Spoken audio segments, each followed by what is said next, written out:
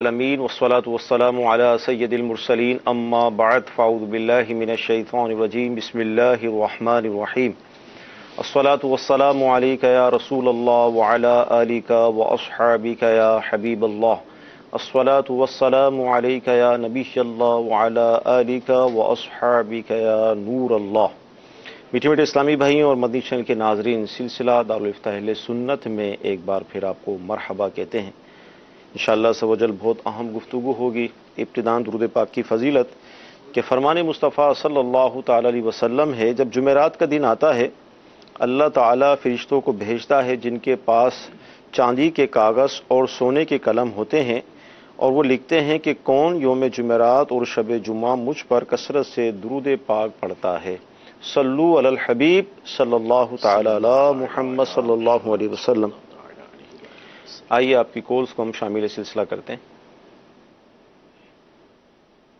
میرا مفتی صاحب سے یہ سوال ہے کہ میں نے اپنے دو بیٹے کسی رشتہ دار کو دیے بچپن میں، اب میں ان سے واپس لے رہا ہوں اور وہ بچے مجھے واپس نہیں دے رہے، شہری رہنمائی مجھے ذرا ارشاد فرما دیں۔ جی حضور، کیا ارشاد فرمائیں گے؟ الحمدللہ رب العالمین والصلاة والسلام علی سید الانبیاء والمرسلین اما بعد فاعوذ باللہ من الشیطان الرجیم بسم اللہ الرحمن الرحیم۔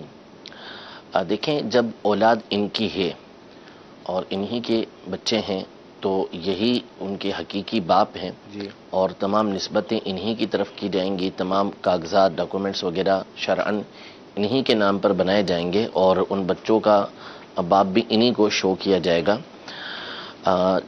جہاں تک رہا انہوں نے جس کو دیے تھے اب وہ واپس نہیں کر رہے، اور انہوں نے جو معاملات ہیں ان کے، تو اب وہ اندر کھانا کیا معاملہ ہے یہ تو ہمیں معلوم نہیں ہے، لیکن چونکہ اولاد انہی کی ہے اور انہوں نے دیے ہیں تو یہ ہی ان کے زیادہ حقدار ہیں، اور یہی بچوں کے زیادہ جو ہے وہ پرورش کے حقدار بنتے ہیں، لہذا ان کا بالکل حق بنتا ہے کہ بچے جو انہوں نے دیے تھے وہ واپس لینا چاہیں تو بالکل لے سکتے ہیں، اور جن کو دیے ہیں ان پر لازم ہے کہ وہ واپس ان کو یہ چاہتے ہیں تو پھر ان کو واپس کیا جائے گا۔ اچھا، یہاں پر دو پہلو میرے ذہن میں آ رہے ہیں۔ نمبر ون تو یہ کہ جب بھی اس طرح کسی کو اپنے بچے دیے جاتے ہیں، ظاہر مدنی چینل کے ناظرین دنیا بھر میں ہمیں دیکھا جا رہا ہوگا، تو ایک تو کیا احتیاط کرنی چاہیے دیتے وقت، دوسرا یہ کہ سامنے والے نے بچے پالے، اس پہ انویسٹمنٹ ہے، خرچہ کیا، پالا پوسا، تو اب یہ بول رہے ہیں مجھے واپس دے دیں، تو یہ دونوں ان چیزوں کا اگر آپ بیان کریں۔ دیکھیں، جو احتیاطیں لینے کی وہ تو کئی مرتبہ ہمارے سلسلے میں بیان ہو چکی ہیں کہ جب بچہ لینا ہو تو سب سے بنیادی چیز تو ہمارے یہاں جو سب سے بڑی غلطی ہوتی ہے وہ یہ ہوتی ہے کہ جو بچہ گود لیتا ہے وہ اپنے آپ ہی کو اس کا باپ شو کرنے لگتا ہے۔ صحیح، ڈاکومنٹس بنیں گے تو اسی کے نام کے بنیں گے، اسکول میں داخل کروایا تو بچے کا وہاں پر نام بھی اسی کا لکھوا دیا جاتا ہے، حالانکہ یہ قرآن مجید فرقان حمید کی صریح مخالفت ہے۔ فرمایا ادعوہم لآبائہم، بچوں کو ان کے والد ہی کی طرف منسوب کرو، ان کے باپوں کی طرف ہی منسوب کرو۔ یہ جو دوسرے کی طرف منسوب کرتے ہیں یہ بالکل ناجائز و حرام ہے۔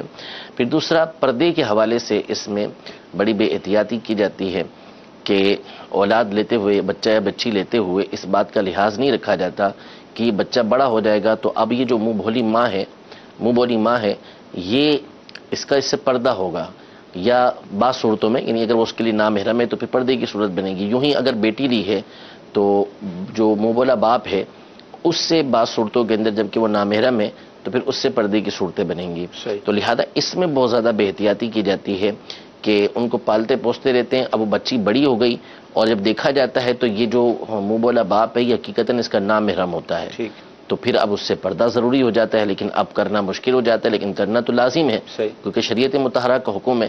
تو اس لیے لیتے وقت پہلے ہی علماء سے رہنمائی لے لی جائے، اور امیر اہل سنت کی کتاب ہے پردے کے بارے میں سوال جواب، اس میں بھی اس کی ڈیٹیل موجود ہے کہ کس طریقے سے آپ جو ہے وہ دودھ کا رشتہ کب تک بنا سکتے ہیں اور کس سے بنا سکتے ہیں، اس کے آپ کو اس میں احکام بھی تفصیل سے مل جائیں گے۔ اور جہاں تک رہا دوسری بات کا معاملہ کہ اس نے پالا پوسا ہے، خرچہ کیا، وہ اپنی جگہ پر کیا ہے، اس نے اپنی خوشی اور رضامندی کے ساتھ کیا ہے، اور یہ خرچ کرتے ہوئے عام طور پہ حقیقی باپ بھی خرچ کرتا ہے، کوئی دوسرا بھی خرچ کرتا ہے، تو اس کا مقصد یہ نہیں ہوتا کہ میں اس پہ انویسٹمنٹ کر رہا ہوں یا یہ کما کے مجھے دے گا، وہ تو یہ ہوتا ہے عام طور پہ لینے والے جو ہوتے ہیں وہ بے اولاد ہوتے ہیں. صحیح. یا بیٹے کی طلب ہوتی ہے یا بیٹی کی طلب ہوتی ہے, وہ ہوتے نہیں ہے بیٹا بیٹی, تو پھر اس صورت میں یہ بیٹا یا بیٹی لے لیے جاتے ہیں. تو نہ خرچ, اس پہ خرچ کرنے کے اوپر بات ہوئی ہوتی ہے کہ ہم خرچہ کریں گے, اتنا خرچہ کریں گے اور آپ سے اتنے پیسے لیں گے, تو ایک الگ بات بن جاتی کہ نفقہ مقرر کر کے اس کا خرچہ کیا اور پھر آپس میں طے ہو گیا تھا کہ اتنا خرچہ کریں گے اور انہوں نے کیا, تو لینے کے حق کی صورتیں بنتی ہیں. صحیح. لیکن یہاں پر عام طور پہ ایسا ہوتا نہیں ہے, تو اس لیے خرچہ تو لے نہیں سکتے ان سے. بہرحال یہ حقدار ہیں بچوں کے, تو بچے یہی واپس لیں گے. جی مدین چل کے ناظرین, یہ آپ نے شرعی حکم سماعت فرمایا. جی مزید کالس لیں گے ہم. مفتی حسان صاحب سے یہ سوال کرنا ہے کہ رمضانوں کے اندر ایک قصہ ہے قرآن سے میں, عبدالحبیب بھائی نے خضر علیہ السلام کو نبی بتایا, اور آپ سے میں نے سنا ہے کہ وہ ولی ہیں, تو ذرا اس پریشانی کو ذرا میری حل فرما دیں. جی حضرت خضر علیہ السلام نبی ہیں یا ولی ہیں؟ ان کو سننے میں مغالطہ ہو گیا. جی ایسا میں نے کبھی بیان نہیں کیا کہ ولی ہیں. ہاں یوں ہے کہ تفصیل بیان کرتے ہوئے عرض کیا ہے کہ حضرت خضر علیہ السلام کے بارے میں علماء کا اختلاف ہے کہ آپ اللہ کے ولی ہیں یا نبی ہیں. صحیح. جمہور علماء کا, جس میں سیدی اعلیٰ حضرت امام اہل سنت رضی اللہ تعالی عنہ بھی شامل ہیں, ان کا یہی موقف ہے کہ دلائل کی روشنی میں یہی بات ثابت ہے کہ حضرت خضر علیہ السلام اللہ کے نبی ہیں. بعض علماء اس بات کے قائل ہیں کہ حضرت خضر علیہ السلام اللہ کے ولی ہیں, نبی نہیں. لیکن صحیح بات یہ ہے اور تحقیق یہی ہے کہ حضرت خضر علیہ السلام اللہ تبارک و تعالیٰ کے نبی ہیں. جی اگلی کال. میرا سوال یہ ہے کہ بعض لوگ نماز میں لدوالین پڑھتے ہیں لدوالین کی جگہ, تو اس سے یہ کوئی فرق تو نہیں پڑتا؟ یہ جی دود اور زود کا دیکھیں فرق. جو لفظ ہے وہ تو دود ہی ہے, جی. اور قرآن پاک کی کسی حرف کو قصدن بدلا نہیں جا سکتا کہ جان بوجھ کے اس کو کسی اور حرف سے پڑھیں. کم از کم یہ حرام ہے, اور بعض علماء نے اس کو کفر لکھا ہے, کیونکہ قرآن پاک کو تبدیل کر دینا ہے. قرآن اللہ تبارک و تعالی نے جس طرح نازل کیا ہے ویسا ہی ہم کو پڑھنا ہے, ہم اس کو تبدیل نہیں کر سکتے. تو دود کو دود ہی پڑھا جائے گا, اس کو وہ پڑھنا یہ حرام ہے. اور بڑی تصریح کی ہے علماء نے تفصیل کے ساتھ, خاص طور پہ مولا علی قاری رحمۃ اللہ تعالی علیہ نے منح الفکریہ کے اندر اس بات کو مفصل بیان کیا ہے کہ ہرگز دود کو ضو نہیں پڑھا جا سکتا, تو ولد ضالین ہی پڑھنا ہے. اور آپ اہل عرب کے اگر سنیں گے تو اہل عرب یہی پڑھتے ہیں, دود کو ضو نہیں پڑھا جاتا. ٹھیک ہے, کچھ ایسے میں شامل سلسلہ کرتے ہیں. اولاً یہ ہے کہ اگر بچے کا نام آحد ہو تو کیا اس کو صرف آحد کہہ کر پکار سکتے ہیں؟ عبد الاحد کہا جائے, اچھا, احد نہ کہا جائے. ٹھیک ہے. یعنی اس کو علماء نے ان ناموں میں تو شامل نہیں کیا کہ جن کو کفر یا حرام قرار دیا ہو, لیکن یہ کہ عبد الاحد کہنا ہی مناسب ہے, یہی سمجھ آتا ہے. اب دوسرا ایس ایم ایس یہ ہے کہ ابو مستری کا کام کرتے ہیں, مکان وغیرہ بناتے ہیں, تو لوگ یہ کہتے ہیں کہ جو مستری ہیں ان کو حضور علیہ الصلوۃ والسلام کی بد دعا یعنی دعائے ہلاکت اس طرح کی ہے, تو کیا ایسے کوئی ہے سلسلہ, کوئی ایسا مستری جو ہوتے ہیں مکان؟ ایسی تو کہیں روایت کو پڑھی نہیں ہے, اور نبی کریم صلی اللہ تعالی علیہ وآلہ وسلم کی طرف نسبت کرنا یہ تو سخت حرام کام ہے. تو اگر واقعی کسی نے ایسی کوئی روایت پڑھی ہے تو وہ بیان کرے کہ کہاں پہ ایسی روایت لکھی ہوئی ہے. اور بظاہر یہ بات سمجھ نہیں آتی کہ کیوں کیا وجہ بنے کہ مستری بننا, تو یہ ساری دنیا میں جو کام کاج کر رہے ہیں مکان گھر کون بنائے گا؟ صحیح. مکانات تو پہلے زمانے کے اندر بھی بنتے رہے, وہ الگ چیز ہے کہ اونچے اونچے مکانات کو نبی کریم صلی اللہ تعالی علیہ وآلہ وسلم پسند نہیں فرمایا کرتے تھے. صحیح. لیکن اس بنیاد پہ یہ کہنا کہ مستری کو بد دعا ہے, تو یہ تو ہم نے تو کسی کتاب کے اندر نہیں پڑھا جس نے ایسی بات کہی ہے. اگر تو واقعی کسی مستند کتاب کے اندر یہ بات لکھی ہوئی ہے, حضور علیہ الصلوۃ والسلام کی حدیث لکھی ہوئی ہے, تو وہ ثبوت پیش کرے, ورنہ وہ اللہ تبارک و تعالیٰ کے عذاب سے ڈرے کہ نبی کریم صلی اللہ تعالی علیہ وآلہ وسلم نے ارشاد فرمایا کہ من کذب علی متعمدا فلیتبوأ مقعدہ من النار, کہ جو جان بوجھ کے میری طرف جھوٹی بات کو منسوب کرتا ہے اسے چاہیے کہ جہنم میں اپنا ٹھکانہ بنا لے. اور حضور علیہ الصلوۃ والسلام کی طرف اس طرح بات منسوب کرنا یہ جائز نہیں ہے, سخت حرام ہے.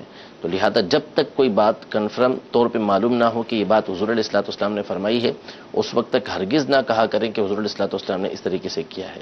اچھا, بعض اوقات ایسا بھی ہوتا ہے مختلف شعبہ جات ہیں, جیسے اب جیسے اسی طرح یہ مستری کا آیا, اسی طرح جو رنگ کا کام کرتے ہیں پینٹ وغیرہ کا, ان کے حوالے سے دیگر لوگ باتیں منسوب کر دیتے ہیں کہ اس کو تو ماں کی بد دعا ہے, اس شعبے کو تو یہ, اس طرح کا بھی چلتا ہے ہمارے معاشرے کے اندر.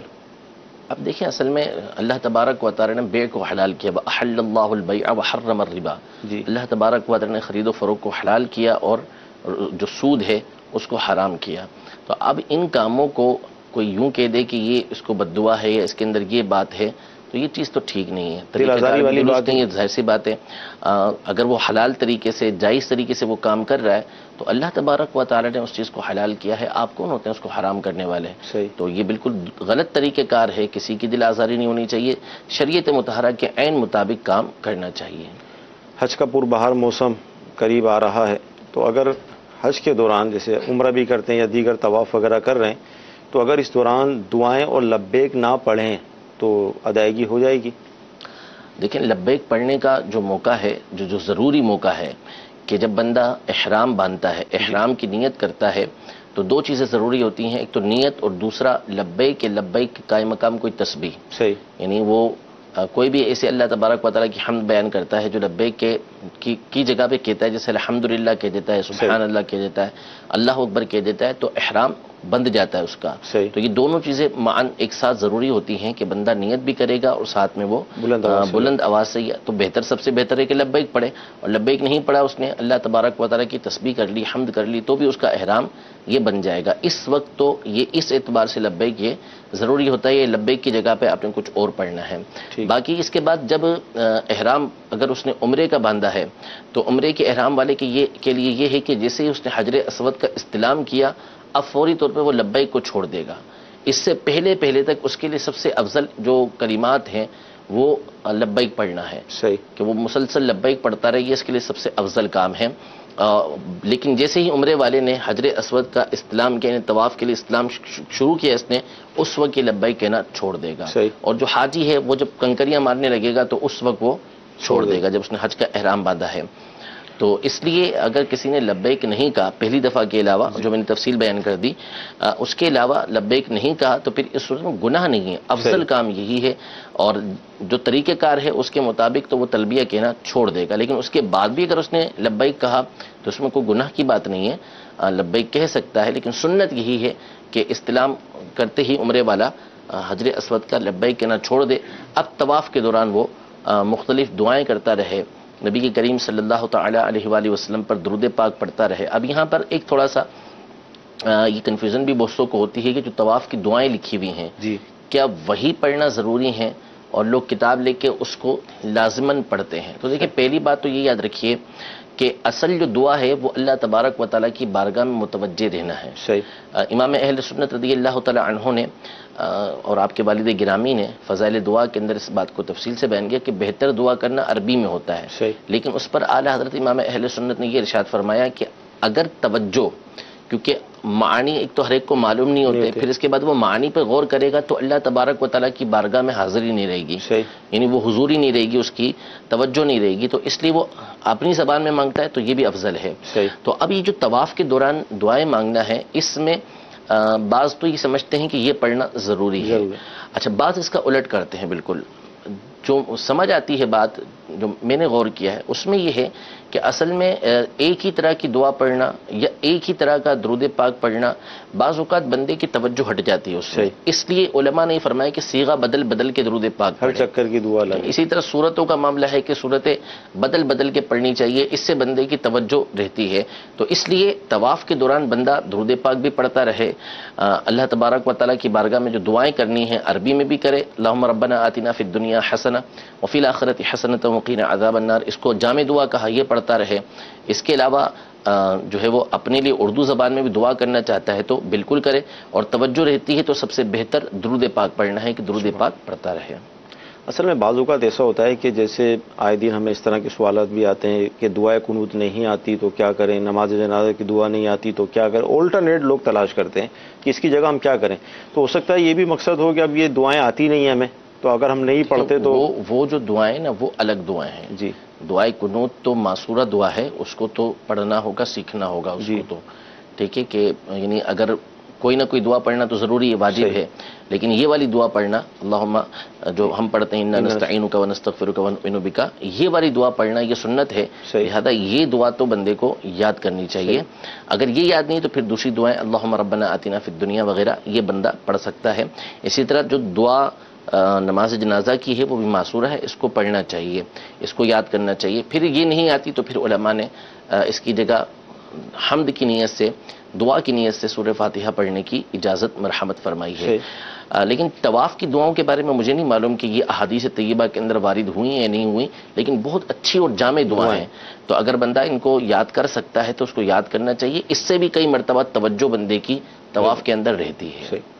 مدنی چل کے ناظرین، جیسے حج کا موسم آ رہا ہے، اسی طرح لوگ عمرے پہ جاتے ہیں، دیکھا یہی جاتا ہے کہ ایک تعداد ہوتی ہے کہ جو لاکھوں روپے خرچ تو کرتی، لیکن وہاں پر وقت کس طرح گزارنا ہے، عمرہ کس طرح ہوگا، حج کس طرح ہوگا، دعائیں کیا ہیں، اس حوالے سے توجہ کم ہوتی ہے۔ تو لہذا الحمدللہ عز و جل دعوت اسلامی کا مدنی ماحول ہر سطح پر ہماری تربیت کرتا ہے اور مدنی پھول ہمیں ملتے رہتے ہیں۔ تو حج کے حوالے سے بھی الحمدللہ تربیتی اجتماع ہوا تھا، مزید اس حوالے سے اہم سلسلے آپ دیکھیں گے، تو لہذا سیکھ کر جائیں گے، سمجھ کر جائیں گے تو انشاءاللہ عز و جل اس کی برکتیں ضرور پائیں گے۔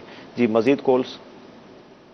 ہوائی جہاز پر نماز پڑھنے کا طریقہ میں ارشاد فرما دیں۔ السلام علیکم ورحمۃ اللہ وبرکاتہ۔ وعلیکم السلام ورحمۃ اللہ وبرکاتہ۔ ہوائی جہاز میں نماز کا ایک تو طریقہ اور جو تجربہ ہے، پڑھتے نہیں لوگ، مطلب بہت نہیں، یہ تو غلطی ہے کہ پڑھنا تو ہوگی باہر صورت، جی نماز تو معاف نہیں ہے۔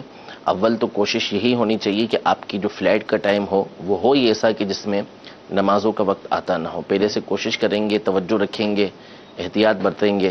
اگر بار بار سفر رہتا ہے تو اس کا تجربہ بھی ہوگا، اور اگر نہیں ہوتا تو پھر اس صورت میں کھڑے ہو کے ہوائی جہاز میں پیچھے کی طرف چلے جائیں۔ تھوڑی سی ریکویسٹ کریں گے تو ہو سکتا ہے وہ پڑھنے کی اجازت دے دیں۔ ظاہر سی بات ہے کوئی اتنا لمبا ٹائم لگتا نہیں، فرض ادا کرنے ہوتے ہیں تو فرض وہاں جا کے آپ پڑھ لیجئے۔ دم کی طرف اس کی جگہ ہوتی ہے، اس میں قبلے کی وہ ساری سمت وغیرہ معلوم ہو جاتی ہے، وہاں کو مشکل کام نہیں ہے۔ اور پھر اگر وہ کھڑے ہو کے نہیں پڑھنے دیتے تو یا چکر آتے ہیں پڑھتے ہوئے تو ٹھیک ہے، بیٹھ کے اگر کوئی ادا کرتا ہے اس میں نیچے زمین پہ بیٹھ کے پڑھ سکتے ہیں تو نیچے زمین پر بیٹھ کر ادا کیجیے۔ اور اگر وہ پڑھنے ہی نہیں دیتے کسی صورت بھی تو کرسی پہ بیٹھ کے ادا کر لیں، پھر بعد میں اس کی جو ہے وہ اس کو دوبارہ پڑھ لیجیے۔ یعنی نماز کو قضا کرنے کا پھر گناہ نہیں ملے گا؟ جی نہیں ملے گا۔ جی اگلی کال۔ میرا سوال ہے کہ بیوہ اور بھابھی کے پردے کے بارے میں نبی کریم صلی اللہ علیہ وسلم نے کیا احکام فرمائے؟ جی اس حوالے سے کیا فرمائیں؟ جی پردے کے بارے میں حضور علیہ الصلوۃ والسلام نے حکام جب بیان فرمائے تو ہم ون کے بارے میں پوچھا گیا۔ جیٹھ دیور دونوں کو عربی زبان میں ہم بولتے ہیں، تو حضور علیہ الصلوۃ والسلام نے فرمایا یہ تو موت ہے، صحیح، یعنی اس کے بارے میں موت فرمائے نہیں۔ یہ بہت زیادہ اس سے تو خطرہ ہے کہ عام نامحرم ہے تو اس سے وہ پردہ نہ کرنے کی صورت میں وہ خرابیاں لازم نہیں آتی، خرابیاں لازم آتی ہیں لیکن یہ تو گھر کے اندر کا فرد ہے، تو ان سے تو بہت زیادہ جو ہے وہ خطرات ہوتے ہیں، لہذا ان سے پردہ کرنا دوسروں کے مقابلے میں زیادہ ضروری ہے۔ باقی تفصیل کے لیے امیر اہل سنت کی جو کتاب ہے پردے کے بارے میں سوال جواب، اس کا مطالعہ فرما لیں، اور اس میں امیر اہل سنت نے احتیاطیں اور جو پریشانیاں ہوتی ہیں اس کی بنیاد پہ کیا کیا احتیاطیں کرنی ہیں سب اس کے اندر ذکر فرمائی ہیں۔ ٹھیک ہے۔ اسلامی بہنوں کی نماز کے حوالے سے کیا حکم ہے کہ جیسے ہی اذان ہو تو کیا وہ فوراً نماز پڑھ لیں یا کچھ وقفہ کریں اس میں؟ جی بہتر ان کے لیے یہ ہے کہ فجر کی نماز تو یہ فوراً ادا کر لیں منہ اندھیرے میں، باقی اس کے علاوہ جتنی بھی نمازیں ہیں ان میں ان کے لیے افضل یہ ہے کہ مردوں کی جماعت کا انتظار کریں، جب مردوں کی جماعت ہو جائے تو پھر اس کے بعد یہ ادا کریں۔ لیکن اگر کسی نے ادا کر بھی لی تو اس کی نماز ادا ہو جائے گی۔ افضل طریقہ کار یہی ہے کہ فجر کے علاوہ دیگر نمازوں کے اندر مردوں کی جماعت کا انتظار کریں، جب وہ ہو جائے تو اس کے بعد پھر اپنی نماز ادا کریں۔ کیا اللہ تعالیٰ شاہد ہے اور کیا کعبہ جنت سے افضل ہے؟ اللہ تبارک و تعالیٰ شاہد تو ہے، یعنی گواہ والا، گواہ نہیں، یعنی اللہ تبارک و تعالیٰ جانتا ہے ہر چیز کو، اور کعبہ جو ہے وہ جنت سے افضل، تصریح مجھے یاد نہیں ہے کعبے کے جنت سے افضل ہونے کی، صحیح، کہ اس کو جنت سے افضل کہیں گے یا نہیں۔ ٹھیک جی مزید کالس لیں گے۔ میرا نام محمد نوید اختاری، میں راولپنڈی سے عرض کر رہا ہوں۔ مفتی صاحب کی بارگاہ میں میرا یہ سوال ہے، کیا یہ حقیقہ جو دیتے ہیں مسجد میں بندہ پیسے دے دے یا مدرسۃ المدینہ یا جامعۃ المدینہ میں پیسے دے دے یا کسی غریب کو اس کے پیسے اٹھا کر دے دے تو یہ حقیقہ ہو جائے گا یا لازمی بقرہ ہی دے گا تو حقیقہ ہوگا؟ جی عقیقہ کس طرح ہوگا؟ پچھلی دفعہ بھی اس پر تفصیل سے کلام کیا تھا۔ پہلے تو اصل میں حقیقہ نہیں ہوتا، یہ بہت سارے لوگ عقیقہ کو حقیقہ بولتے ہیں، ہاں سے بولتے ہیں، تو یہ ہاں سے حقیقہ نہیں ہے، عین سے ہے، عقن عین قاف، اس سے عقیقہ بنا ہے، ہاں نہیں ہے، تو یہ تلفظ غلط ہے، عقیقہ بولنا چاہیے۔ باقی تفصیل کے ساتھ پچھلے ہفتے بیان کیا تھا کہ کچھ چیزیں جو ہوتی ہیں وہ شریعت کی طرف سے اس کا طریقہ کار مقرر ہوتا ہے، آپ اس کے برعکس نہیں کر سکتے۔ تو قربانی ہے تو قربانی کے دن آپ ایسا نہیں کر سکتے کہ پیسے اللہ کی راہ میں دے دیں تو آپ کا قربانی کا واجب ادا ہو جائے، ایسا نہیں ہوگا، آپ کو قربانی ہی کرنا پڑے گی۔ اس کے علاوہ آپ نفلی صدقہ کریں، وہ ایک الگ بات ہے۔ اسی طرح جو عقیقے کا معاملہ ہے تو اس میں بھی جو عقیقے کی سنت ہے وہ اسی صورت میں ادا ہوگی جب آپ بچے یا بچی کی طرف سے جانور کو ذبح کریں گے، قربان کریں گے، تو ہی آپ کی سنت ادا ہوگی، ورنہ سنت ادا نہیں ہوگی۔ نفلی صدقہ آپ کا ادا ہو جائے گا، لیکن جو سنت مبارکہ ہے کہ جس کی وجہ سے بچے سے مصیبتیں پریشانیاں دور ہوتی ہیں، اس کی ادائیگی بہرحال نہیں ہوگی۔ ٹھیک جی، اگلی کال۔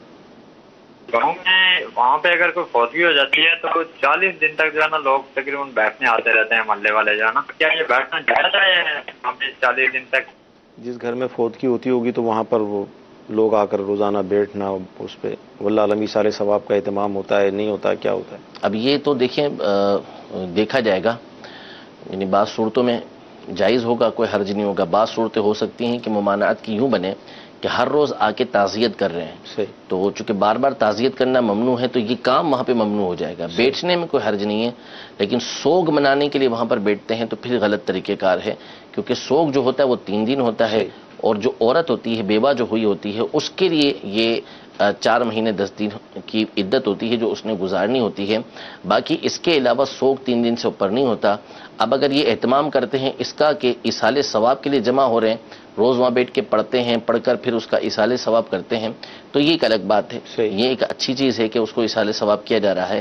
لیکن چونکہ ہمیں معلوم نہیں کہ یہ کس بنیاد پہ ایسا ہو رہا ہے، رسم و رواج کی بنیاد پہ ایسا کر رہے ہیں، کوئی خرافات تو اس میں شامل نہیں کی ہوئی، تو حتمی طور پر تو نہیں بتایا جا سکتا، ورنہ فی نفسی ہی اگر کوئی غلط کام اس میں نہیں کیا جا رہا، کوئی سوگ اس میں اس طریقے سے نہیں منایا جا رہا، صرف ایصال ثواب کے لیے وہاں پہ لوگ جمع ہو رہے ہیں، تو اس میں کوئی حرج نہیں ہے۔ ٹھیک جی، مزید کال۔ عبدالغفار بات کر رہا ہوں لاہور سے۔ مفتی صاحب سے میرا یہ سوال ہے، میری والدہ کا انتقال آج سے 4 مہینے 17 دن پہلے ہوا تھا، ان کی قبر بارش ہونے کی وجہ سے بیٹھ گئی ہے، تو اب ہم اس بات پر بہت پریشان ہیں کہ اب ہم کیا کریں، برائے مہربانی ہماری اس بات پر رہنمائی فرمائیے گا۔ جی، قبر بیٹھ گئی ہے۔ دیکھیں، قبر کشائی کی اجازت نہیں ہے کہ قبر کو کھولیں، یہ اوپر سے جس طریقے سے اس قبر کو ٹھیک کر سکتے ہیں اتنا ٹھیک کر لیں، اوپر سے اس کو مضبوط بنا دیں، اس کی اجازت ہے، لیکن قبر ان کو کھولنے کی شرعاً اجازت نہیں ہے۔ ٹھیک جی، مزید کال۔ محمد علی اتاری ملتان شریف سے عرض کر رہا ہوں۔ میرا سوال یہ ہے کہ کہا جاتا ہے کہ روحیں فوت ہونے کے بعد 40 دن تک اپنے گھر میں آتی رہتی ہیں، گھر والوں کے قریب آتی ہیں، ان کی بات چیت کو دیکھتی ہیں، اور 40واں جب ہوتا ہے تو ان کو کچھ جیسے ختم دلوایا جاتا ہے، فاتحہ دلوائی جاتی ہے، بڑے سامان وغیرہ یا فاتحہ وغیرہ یا سال ثواب بھی کیا جاتا ہے۔ اگر وہ اچھے طریقے سے کہہ رہے تو وہ خوش ہو کر واپس ہو، اس قسم کے قید رکھنا کیسا ہے؟ جی، روحیں گھروں میں آتی ہیں 40 دن تک۔ 40 دن تک کا تو مجھے یاد نہیں ہے کہ اس طرح فرمایا ہو، باقی یہ کہ امام اہل سنت کا رسالہ ہے، اس میں روحوں کے گھر میں آنے کے تو لکھے ہوئے ہیں کہ روحیں گھر میں آتی ہیں، مخصوص مواقع پر بھی آتی ہیں، لیکن 40 دن کی تصریح ہو یہ مجھے یاد نہیں ہے کہ اس میں یہ کہا ہو کہ 40 دن تک مسلسل آتی رہتی ہیں۔ ٹھیک جی، مزید ایک سوال پوچھنا تھا، دارالفتہ میں دیکھ رہا ہوں مدنی چینل پر ماشاء اللہ بہت اچھا سلسلہ جا رہا ہے۔ یہ سوال یہ ہے، جو مارکیٹ میں پروڈکٹ آتی ہیں پینٹ وغیرہ یا یہ وائر ہوتی ہے، اس میں ٹوکن ہوتا ہے، ٹوکن جو کاریگر کے لیے اس میں ڈالا ہوتا ہے وہ دکاندار کو واپس کر کے نا اس کے پیسے ملتے ہیں پھر بعد میں، اس کے بارے میں پوچھنا تھا مفتی صاحب سے، اس کے بارے میں کیا شرعی رہنمائی ہے؟ کس کا ہوتا ہے یہ ٹوکن؟ ٹوکن تو دیکھیں وہ تو جو دیا ہے وہ تو ایک انعام کے طور پہ ہوتا ہے، تو یہ جس نے دیا ہے وہ جا کے عام طور پہ لیتا ہے، پیسے مل جاتے ہیں۔ باقی اصل میں یہاں پہ گڑبڑیں بہت ساری ہوتی ہیں کہ جو مزدور ہوتا ہے یا جو کاریگر آتا ہے وہ پیسے لے کے جائے گا، دکاندار اس کو کہتا ہے کہ تم میرے پاس لے کر آنا، ٹوکن کے پیسے میں تمہیں دے دوں گا، تو اس طرح کی گڑبڑیں بہت ساری کی جاتی ہیں کہ جو شریعت مطہرہ کے خلاف ہوتی ہیں، لہذا اس میں جو غیر شرعی طریقے سے یہ پیسے لیے گئے ہیں وہ ناجائز ہیں۔ تو اصل مالک جیسے پینٹ ہے اس کی جو جس نے خریدا ہے اسی کی اس کو پتا ہوتا ہے، ایسے میں معروف ہوتا ہے کہ یعنی جیسے مثال کے طور پہ 1200 کا یہ لیا ہے نا ڈبہ، تو اس میں پتا ہوتا ہے کہ 300 کا کارڈ اس کے اندر موجود ہے، وہ کارڈ سمیت اس کو خریدا ہوتا ہے، تو وہ واپس جا کے اس سے لے سکتا ہے پیسے۔ صحیح۔ مزید کون؟ میں محمد سمیر بول رہا ہوں حیدرآباد سے. میرا ایک سوال تھا کہ اگر ٹی وی میں مدنی چینل پہ میں اذان ہو رہی ہے براہ راست، مزید محلے میں بھی براہ راست اذان ہو رہی ہے، تو کیا ٹی وی کی آواز بند کر دینا چاہیے یا اسے بھی براہ راست سننا چاہیے؟ جی ظاہر ہے کہ جو اذان براہ راست مسجد سے ہو رہی ہے اسی کو سنیے اور اسی کا جواب دیجیے. مدنی چینل پر اگر اذان ہو رہی ہے، کوئی بھی معاملہ ہو رہا ہے، تو اس کو آپ بند کر دیں اور توجہ کے ساتھ اذان سن کر اس کا جواب دیجیے. علماء نے تو یہاں تک لکھا کہ قرآن مجید فرقان حمید تک کی تلاوت کو موقوف کر دینا چاہیے. اور مدنی چینل پر جو اذان ہو رہی ہے وہ بھلے لائیو ہو رہی ہو تو آپ اس کو موقوف کر دیں، اس کو ٹی وی کو آف کر دیں، آپ اس کی آواز کو بند کر دیں اور جو آپ کے علاقے میں اذان ہو رہی ہے اس کا جواب دیجیے. ٹھیک ہے. کچھ ایس ایم ایس بھی شامل کرتے ہیں. اگر رکعات کے اندر بھول ہو جائے کہ کتنی رکعتیں ہیں تو اب کیا کریں؟ بھول ہو جائے یعنی اب 3 ہوئی ہیں 4 ہوئی ہیں تو کم کی طرف آئے. پہلے تو ظن غالب دیکھیں کہ جہاں ظن غالب ہوتا ہے اس پر اپنا بنیاد رکھے، اور اگر ظن غالب نہیں بیٹھتا تو پھر اس صورت میں جو وہ کم کے اوپر بنیاد رکھے. اچھا، اسی طرح گھروں کے اندر جو کپڑے دھلتے ہیں واشنگ مشین وغیرہ کے اندر، اس میں اگر ناپاک اور پاک مکس ہو گیا، دھل گئے وہ، تو اس صورت میں حکم کیا ہوگا؟ جی بالکل، جو کپڑے ناپاک کپڑوں کے ساتھ مل کر دھلے، اسی چکر کے اندر دھلے، وہ بھی ناپاک ہیں. اور چونکہ پانی وہ ناپاک ہو چکا، اور عام طور پہ جو مشینیں ہوتی ہیں اس میں وہ پانی موجود ہی رہتا ہے اور وہ مشینیں پاک کرنے کا کوئی سلسلہ اس وقت ہوتا نہیں ہے، تو اب اس کے بعد اس ناپاک پانی کے اندر جتنے بھی کپڑے ڈالے جائیں گے وہ سارے ناپاک ہوتے چلے جائیں گے. اب ان سب کو پاک کرنا یہ ضروری ہوگا. تو اس میں بہتر طریقہ ہر جگہ کے لیے یہی ہوتا ہے کہ اگر کپڑے ناپاک ہیں تو دھونے سے پہلے ان کو پاک کر لیا کریں. جتنا حصہ ان کا ناپاک ہے ان کو پاک کر لیں، تاکہ اس کے بعد پھر آپ ان کو بھلے مشین کے اندر دھو لیں تو کپڑے صاف بھی ہو جائیں گے اور جو ناپاکی ہے وہ دور ہو چکی ہوگی. تو اس طرح کا کوئی معاملہ آپ کے ساتھ رہے گا نہیں. لوگ طرح طرح کے مشینوں کے بارے میں سوال کرتے رہتے ہیں کہ اس طرح کی مشین، اس طرح کی مشین. عام طور پہ یہ مشینیں جو ہوتی ہیں اس میں پانی جاری ہوتا نہیں ہے، کہ جاری پانی کے حکم میں وہ ہوں. عام طور پر ایسی مشینیں نہیں ہوا کرتی.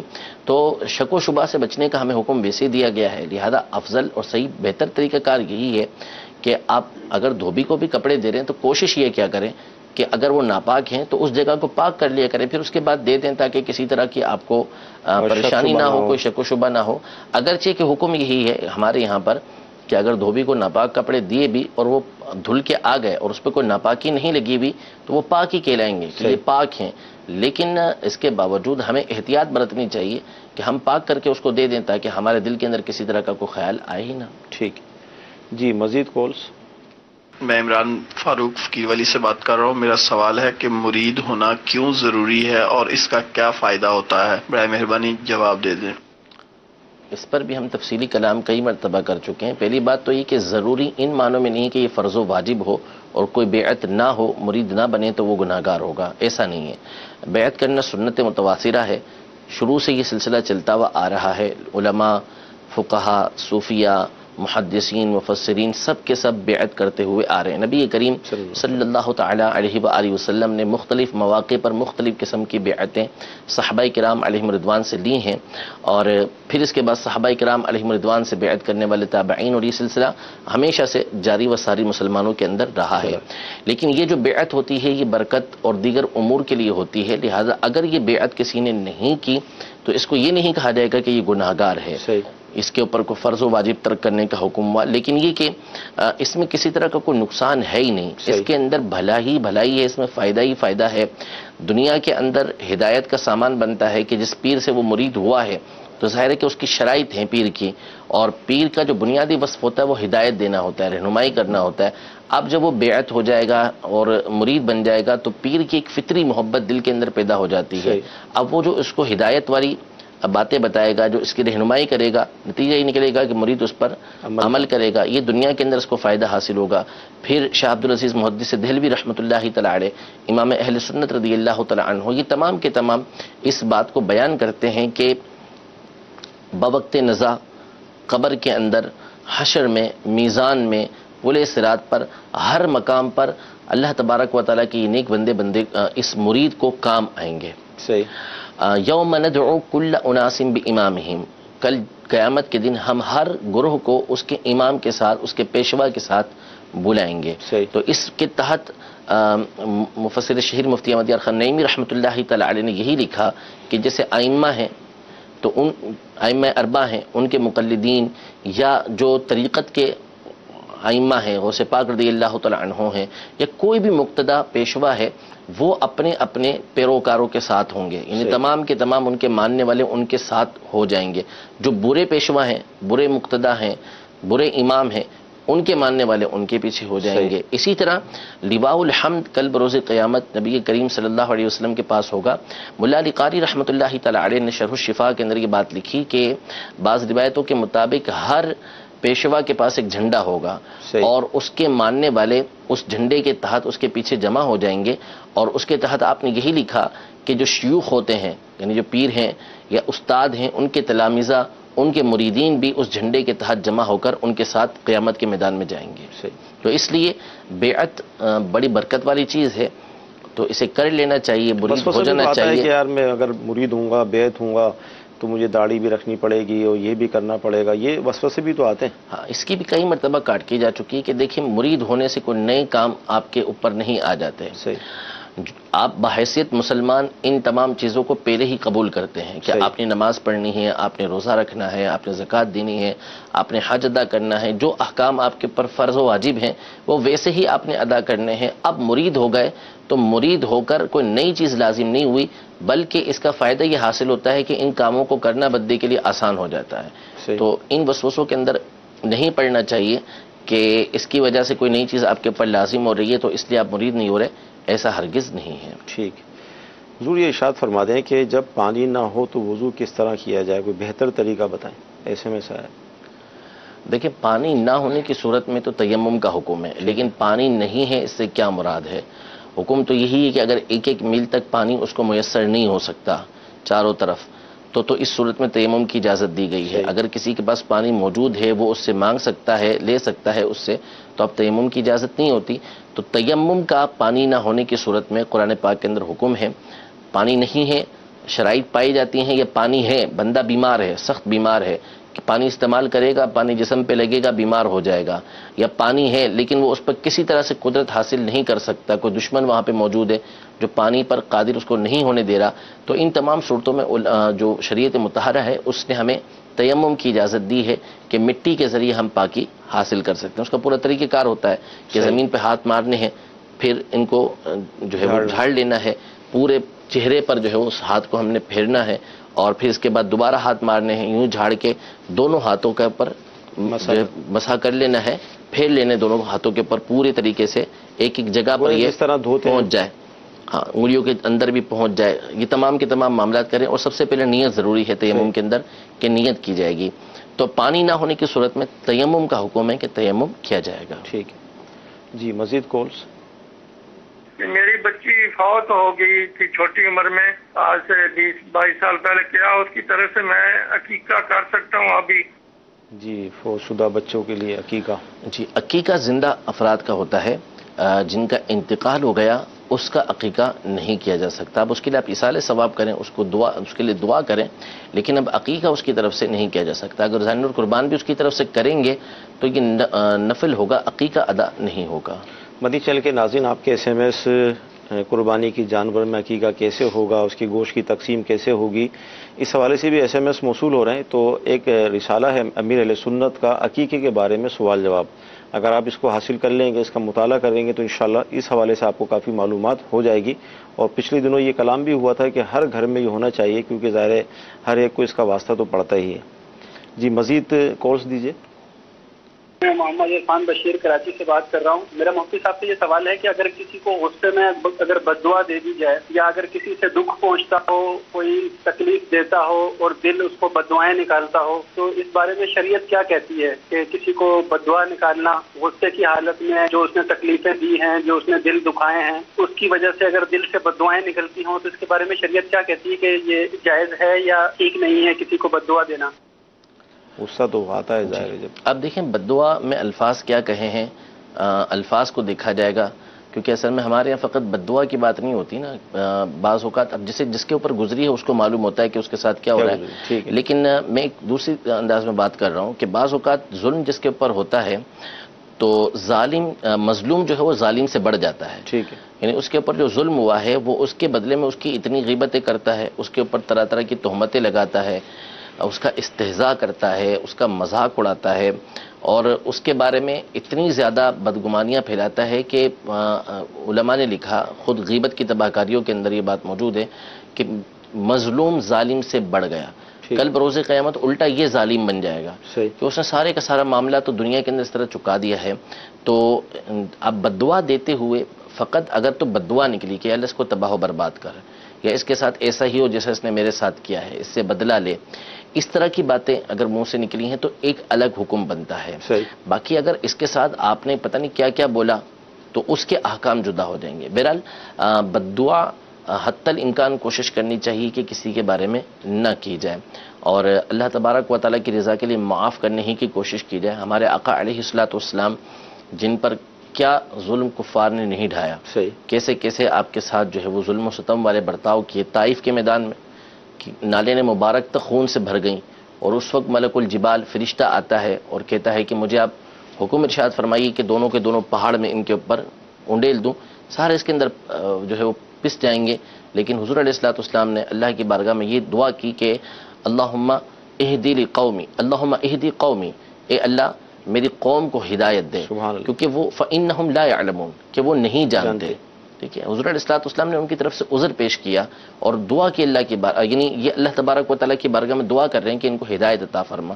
تو حضور علیہ الصلوۃ والسلام کی سیرت کو فالو کرنا چاہیے، آپ علیہ الصلوۃ والسلام کے طریقہ کار کو اپنانا چاہیے، بد دعا سے حتی الامکان گریز کرنا چاہیے، اور لوگوں کو بھی اس سے گریز کرنا چاہیے کہ کسی کی بد دعائیں لیں، کیونکہ جب کسی پہ ظلم کیا جاتا ہے اس کے دل سے جو بد دعا نکلتی ہے تو حدیث پاک کے مطابق مظلوم کی دعا اور اللہ تبارک و تعالیٰ کے درمیان کوئی بھی پردہ نہیں ہوتا، اس کی دعا براہ راست قبول ہوتی ہے. حتیٰ کہ علماء نے لکھا کہ مظلوم چاہے کافر ہی کیوں نہ ہو. اللہ.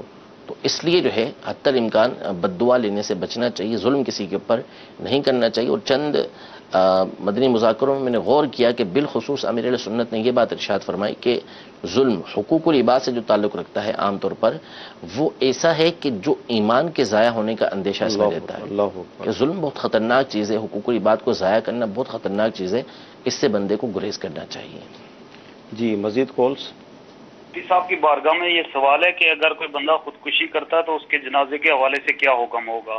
اللہ تعالیٰ عافیت فرمائے. جی خودکشی یقیناً ناجائز و حرام کام ہے، بہت بڑا گناہ ہے، اور قرآن پاک میں بھی منع فرمایا یا ایھا الذین آمنوا لا تقتلوا انفسکم، اور دیگر احادیث طیبہ کے اندر جو ہے اس کی مذمت بھی آئی ہے. لیکن خودکشی کرنے والا کافر نہیں ہے کہ وہ کافر ہو جائے، اور نہ ان افراد میں شامل ہے کہ جن کی جنازہ نہیں پڑھی جاتی. تو لہذا اگر خودکشی کسی نے کی ہے تو وہ اپنی جگہ اس کا گناہ ہے، لیکن اس بنیاد پر اس سے نماز جنازہ ساقط نہیں ہوگی.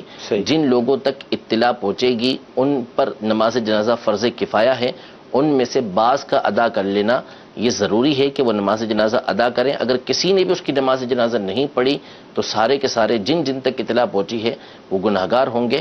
نماز جنازہ اس کی پڑھی جائے گی، اس کے لیے دعائے مغفرت بھی کی جائے گی، اس کے لیے ایصال ثواب بھی کیا جا سکتا ہے، اس میں کوئی حرج نہیں ہے. اچھا، مقتدی امام کے پیچھے قرات کرے گا یا نہیں، ایک. دوسرا یہ کہ تسبیحات بھی پڑھے گا یا نہیں، اور تیسرا یہ کہ تکبیر تحریمہ بھی ہم کہہ سکتے ہیں یا دیگر تکبیریں بھی، تو اس حوالے سے کیا فرمائیں گے؟ تکبیر تحریمہ کہنا تو یہ فرض ہے، ضروری ہے کہ تکبیر تحریمہ تو وہ کہے گا، اور اتنی آواز سے کہے گا کہ اس کے کان تک آواز پہنچ جائے. ٹھیک ہے. اسی طرح جو تکبیرات انتقال ہیں، رکوع میں جا رہا ہے، رکوع سے کھڑا ہو رہا ہے، سجدے میں جا رہا ہے، سجدے سے کھڑا ہو رہا ہے، یہ تمام کی تمام تکبیریں بھی وہ کہے گا. صحیح. ٹھیک ہے. یہ بھی اس کے لیے کہنا ہے، سنت ہے، اس کو چھوڑے نہیں. صحیح. یوں ہی جو تسبیحات ہیں، سبحان ربی العظیم ہے یا سبحان ربی الاعلی ہے، یہ تمام کے تمام اس نے پڑھنی ہے. ہاں، امام کے پیچھے تلاوت نہیں کرے گا، قراءت کرنے کی اس کو اجازت نہیں ہے. امام کی تلاوت اسی کی تلاوت ہے. حدیث پاک میں یہ فرمایا کہ اذا کبر فکبروا، جب وہ تکبیر کہے تو تم بھی تکبیر کہو. وَإِذَا قَرَأَ فَانصِتُوا، جب وہ تلاوت کرے تو تم اس کو توجہ سے सुनो। बल्कि वइदा क़रा वइदा कब्बरा फकब्बिरू, पहली वाली हदीस नहीं है, पहली वाली हदीस मुझे याद नहीं कि उसमें ये अल्फाज हैं, वो ये है कि वइदा कब्बरा फकब्बिरू, जब इमाम तकबीर कहे तो तुम तकबीर कहो, और दीगर चीज़ों का हुक्म दिया है, लेकिन तिलावत का उसमें तज़किरा नहीं किया। बाकी दीगर अहादीस तय्यबा के अंदर ये अल्फाज मौजूद हैं कि जिसका कोई इमाम है तो जो इमाम के पीछे है, तो वैसे ये फरमाया कि सूरह फातिहा के बगैर नमाज नहीं होती, मगर ये कि इमाम के पीछे हो, इल्ला अन यकून बरा अल इमाम, सिवाय ये कि वो इमाम के पीछे है। अब इमाम के पीछे है तो फिर उसने उस सूरत में तिलावत नहीं करनी। तो इमाम की तिलावत, ये मुक्तदी की तिलावत है, इमाम के पीछे खामोश रहना है, इमाम के पीछे तिलावत नहीं करनी। बाकी जो दीगर चीज़ें हैं, अत्तहियात पढ़ना है, तस्बीहात पढ़ना है, ये तमाम की तमाम बंदा पढ़ेगा। मदीना शरीफ के नाज़रीन, सिलसिला हुआ, बहुत अहम गुफ्तगू हुई, मुख्तलिफ उमूर से मुतालिक सवालात आए, उनकी जवाबात आपने सुने, यकीनन हमारे इल्म में इजाफा हुआ। अल्लाह ताला की बारगाह में दुआ करते हैं कि अल्लाह ताला हमारा ये सिलसिला अपनी बारगाह में कबूल फरमाए, जो हमने सुना है, जो सीखा है, उस पर हमें अमल करने की तौफीक अता फरमाए। आमीन। सल्लु अलल हबीब सल्लल्लाहु तआला अला मुहम्मद।